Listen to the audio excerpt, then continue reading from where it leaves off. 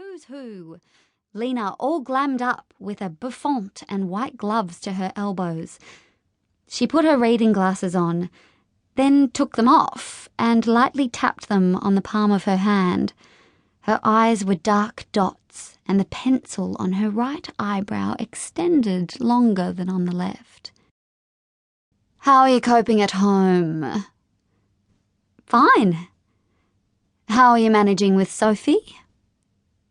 "Why?"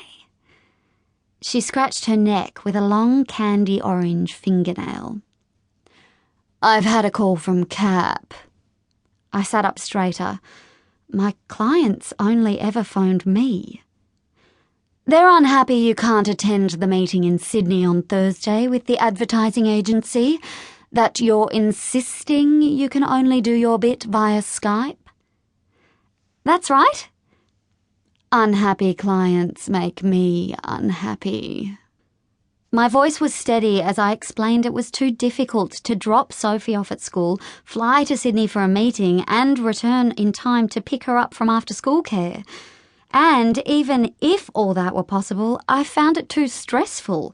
The anxiety of watching the time and worrying about a flight being delayed. "Some of us have had a chat about the account." "About my account?" She put her palms together, a Hindu prayer, and delivered the news in a clear voice. "I'm transferring Cap to Amelia." "Why would you do that?" "Because Michael Foster is turning out to be an excellent client, and I want you to concentrate on his account. There are a lot more billable hours there. In just over 16 weeks, he and Renz have become our number 3 client." "But I've developed the Cap account. It's mine." "You can't travel to Sydney to the advertising meetings.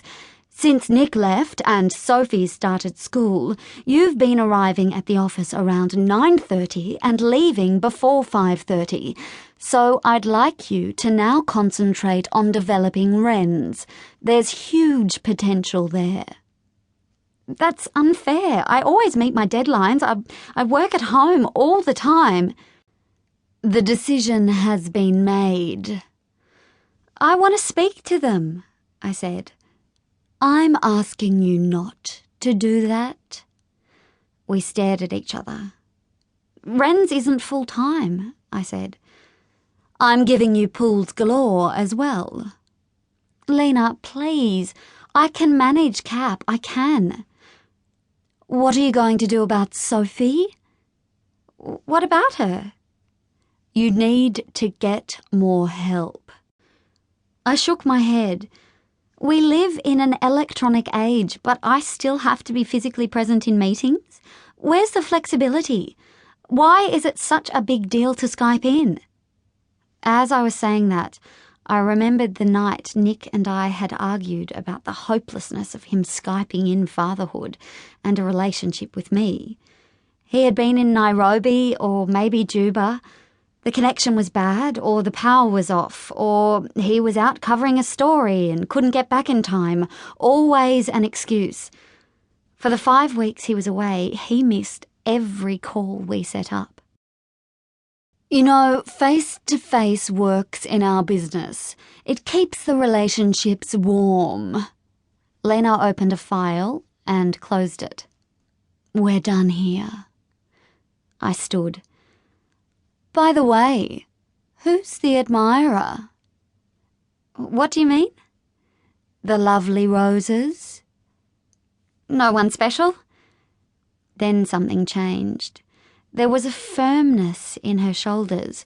Her head became very still, and a slight frown appeared between her penciled brows. "Did I see Michael Foster's driver here this morning?" "How do you know he has a driver?" She slowly shifted in her seat. "More to the point, how do you?" I couldn't think. "Sit down," she said. "Tell me, are the flowers from Michael Foster?" I turned but did not sit. "They're a thank you."